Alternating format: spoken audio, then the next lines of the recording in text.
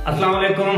अबरार रशीद आपकी खिदमत में हाजिर है और आपको मैं ये बताना चाहूँगा कि कुछ मौज़ूआत ऐसे होते हैं, कुछ ख़बरें ऐसी होती हैं जिन मौज़ूआत पर तबसरा करते हुए या जिन मौज़ूआत की ख़बरें देते हुए मुझे कोई ख़ास खुशी नहीं होती और बल्कि आप ये कह लें कि दुख होता है। और इसी तरह का मौजू है आज भी। आप सब जानते हैं कि जो यूएई है और ख़ास तौर पर दुबई, वो हमेशा फ़ख्र करते हैं कि दुनिया के बहुत से रिकॉर्ड उनके पास हैं। यानी दुनिया की सबसे बुलंद बाला इमारत ये बुर्ज खलीफा वहाँ पर है, दुनिया की सबसे तेज़ तरीन रोलर कोस्टर वहाँ पर है, दुनिया के बड़े मॉल्स हैं, एक्वेरियम है, मसनूई बागात हैं, बहुत से रिकॉर्ड हैं यूएई के। लेकिन आजकल जो रिकॉर्ड पर रिकॉर्ड कायम हो रहा है यूएई में, वो बड़ा तकलीफ देह है। आज ही मैंने एक वीडियो में जिक्र किया था कि गुज़श्ता 24 घंटों के दौरान यानी जुमरात के दिन तक वहाँ पे जो केसेस की तादाद थी वो 3,382 थी। बदकिस्मती की बात यह है कि अब ये तादाद बढ़कर आज के दिन जब मैं आपसे मुखातिब हूँ 3,407 हो गई है।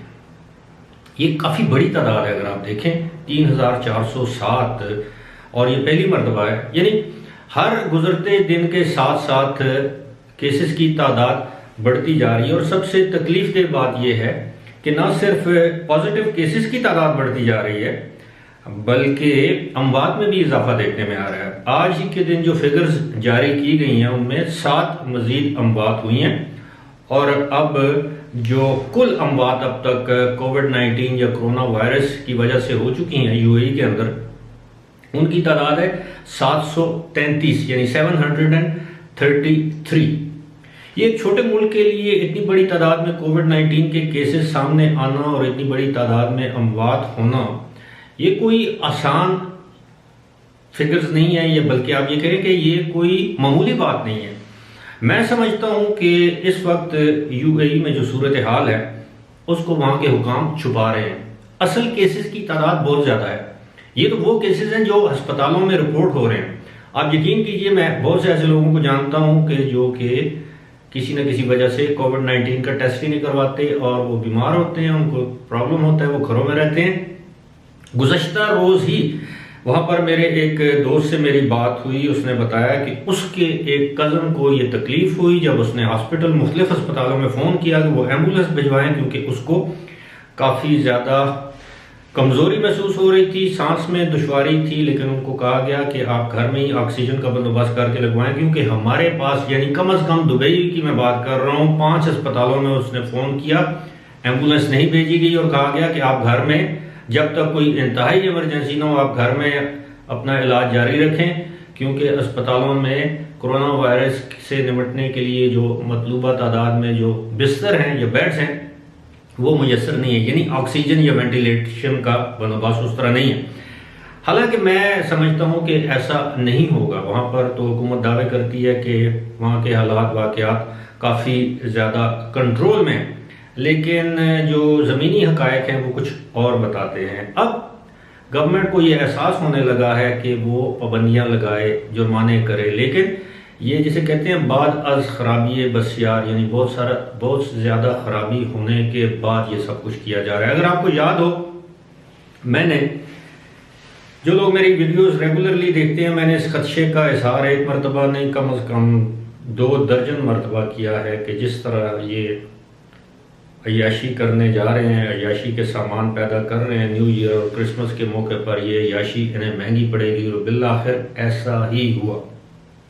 बहुत से मेरे दोस्त ऐसे भी हैं, जब मैं यूएई की गवर्नमेंट पर कोई तनकीद करता हूँ, मुस्बत तनकीद करता हूँ, तो उनको बड़ी तकलीफ होती है। ऐसे लगता है कि जैसे खुदा न खास्ता मैंने उनके बारे में कोई गलत या बुरी बात कह दी। ऐसा हरगिज़ नहीं है। मेरा काम होता है गैर जानबदाराना तज्जिया करना। जाहिर है वो लोग जो वहाँ पर एक्सपोज होते हैं, यानी जिन लोगों को खदशा है, जो मेहनत मजदूरी के लिए जाते हैं, अब जाहिर है जब केसेस बढ़ेंगे, खुदा न खास्ता कोई पाबंदी होती है, लॉकडाउन होती है, तो इसकी सज़ा सबसे ज़्यादा मजदूर तबके को मिलती है। सबसे ज़्यादा जो मुलाजमत पेशा लोग हैं, आपको याद है पिछले साल जब मार्च में हालात काबू से बाहर हुए तो लॉकडाउन हुआ, जब लॉकडाउन हुआ तो कारोबार ठप होने लगे, जब कारोबार ठप होने लगे तो मुलाजमतें ख़त्म हो गई, जब मुलाजमतें ख़त्म हो गई तो हज़ारों की तादाद में पाकिस्तानी वहाँ पर फंस के जो बेयारो मददगार। अभी मैं आपको ये खबर दे रहा हूँ, जो लोग इस वक्त दुबई में मौजूद हैं वो मेरी इस बात की गवाही देंगे कि अब एक मरतबा फिर दुबई के बड़े बड़े मॉल्स, बावजूद इसके कि वहाँ पर DSF यानी दुबई शॉपिंग फेस्टिवल चल रहा है, वहाँ के मॉल अगर वीराने का मंजर नहीं भी पेश कर रहे तो वहाँ पर ज़्यादातर तादाद में स्याह नहीं जा रहे, बल्कि स्याहों की तादाद ना होने के बराबर है। बरतानिया के स्याह ज़्यादातर वहाँ पर आते हैं। बरतानिया ने पाबंदी लगा दी है। बरतानिया, आपको मालूम है, बरतानिया ने UAE से आने वाले अफराद पर भी कड़ी नज़र रखते हुए उन पर भी शराइत आयद कर दी हैं, यानी वो SOPs फॉलो करेंगे, कोविड-19 का टेस्ट करवाएंगे। इसी तरह दुनिया के और बहुत से ममालिक ऐसे हैं जिन्होंने अब UAE से आने वाले लोगों, चाहे वो उनके अपने मुल्क के शहरी हों या UAE के शहरी हों, उन पर पाबंदियां आयद कर दी हैं, ख़ासतौर पर क्वारंटीन की पाबंदियां। अलबत्ता UAE का मीडिया इस हवाले से हस्बे मामूल खामोश है। क्यों?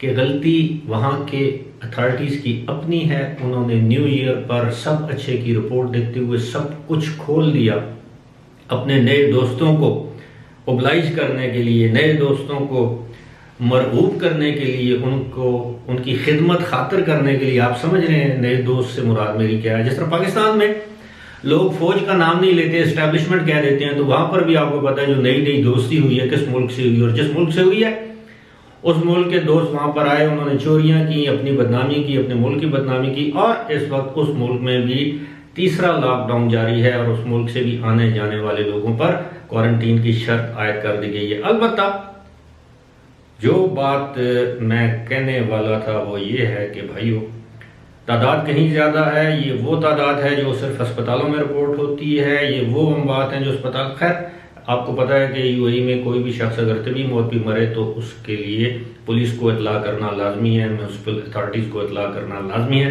मैं ये तो नहीं कहूँगा कि अमवात को छुपाया जा रहा है, लेकिन मैं इतना ज़रूर कह सकता हूँ कि जो केसेस हैं वो असल रिपोर्ट नहीं हो रही है। वो केसेस रिपोर्ट हो रहे हैं जो अस्पतालों में डिटेक्ट होते हैं या एयरपोर्ट पर आमद और रफ़ के मौके पर जो टेस्ट सामने आते हैं। अलबत्ता वो लोग जिनको आम छोटी मोटी अलामात होती हैं या ज़्यादा अलामात भी हों, जो टेस्ट नहीं करवाते, अपने घरों में मौजूद रहते हैं, जिनमें अमाराती भी मौजूद हैं, पाकिस्तानी, इंडियन और दीगर ममालिक के शहरी भी मौजूद हैं, वो फिगर इसमें इंक्लूडेड नहीं है। और ये बड़ी जैसे कहते हैं कि फ़िक्र वाली बात है, परेशानी वाली बात है, क्योंकि अगर खुदा न खास्ता हालात यही रहे आइंदा 1-2 हफ्ते के दौरान, तो फिर बादिल ना खास्ता यानी ना चाहने के बावजूद आलमी अदारा सेहत के तहत UAE में, और ख़ास तौर पर मैं दुबई या दीगर जो गुंजानाबाद इलाके हैं दुबई के अंदर, मैं किसी इलाके का नाम नहीं लेना चाहता, आपको पता है वहाँ के जो गुंजानाबाद इलाके हैं, उन इलाकों में एक मरतबा फिर स्मार्ट डाउन, जुज़वी लॉकडाउन या मुकम्मल लॉकडाउन का ऐलान किया जा सकता है। अल्लाह करे ऐसा ना हो। फिलहाल इसी के साथ मुझे दीजिए इजाज़त। खुदा हाफिज़।